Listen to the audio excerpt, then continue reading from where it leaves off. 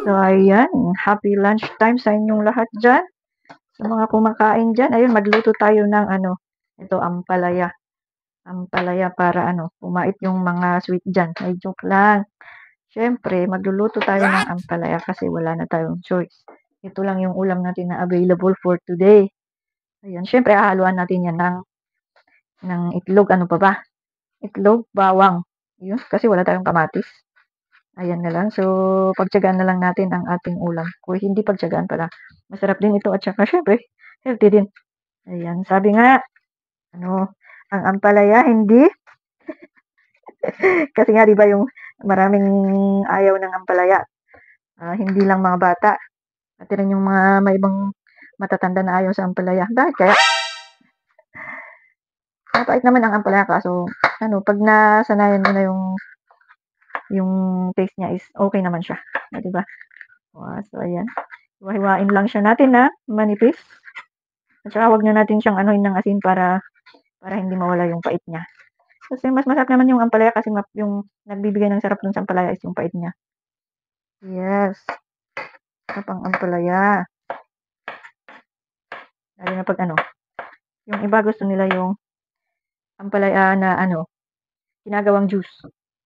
Oh, healthy nga naman yun for cleansing.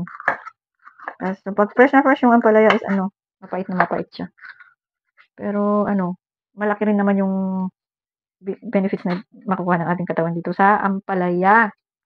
Ayan. Sabi nga, ang ampalaya ay inuulam, hindi inuugali. Ay, charot. Charot lang yan, mga Ay, masarap yung ampalaya, in fairness. Sa mga ayaw ng ampalaya dyan, naku. Ayaw na ayaw nyo ng ampalaya, pero ang pait nyo. Yes! Joke lang. Tapos, bawang. Siyempre, yung bawang is imimins natin yan para masarap siya. Imins siya mince na mince talaga siya. Yan. Galit na galit yung bawang. Sa mga may high blood dyan.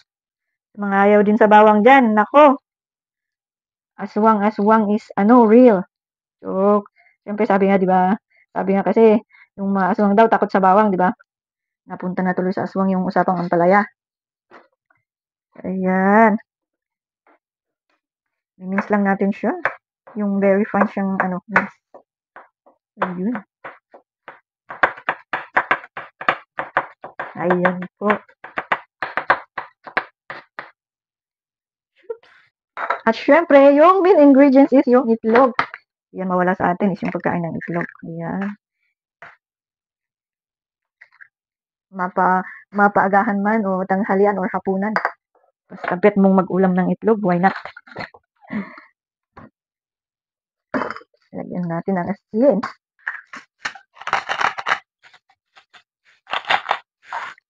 Yung iba is itong ampalaya, pag yung iba is hinugasan mo na siya ng asin para mawala yung pait niya. Pero huwag na natin hugasan ng asin kasi mas masarap naman yun pag mapait. Yes. Tapon na. So, ayan. Unahin natin yung bawang. Siyempre, bawang pa rin yung mauna. Bawang. Woo! Sunod natin yung ating ampalaya. Ayan.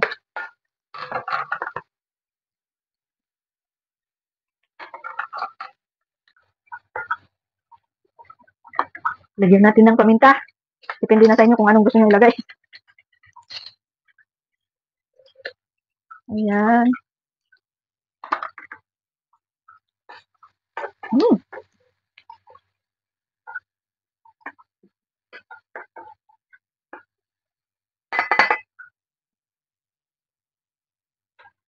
Ayan siya. O, diba? So, iba gusto nila is medyo makrispy itong ating ampalaya. Pero, okay na to. Pwede na natin ilagay yung ating itlog. Yung itlog pala. Ayan. Lagay na natin yung itlog. Oh.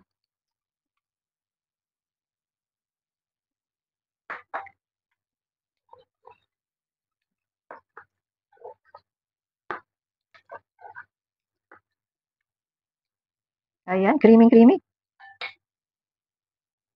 Simpleng ulam pero masarap at masustansya, o 'di ba? Happy lunchtime everyone, happy lunchtime mga idol.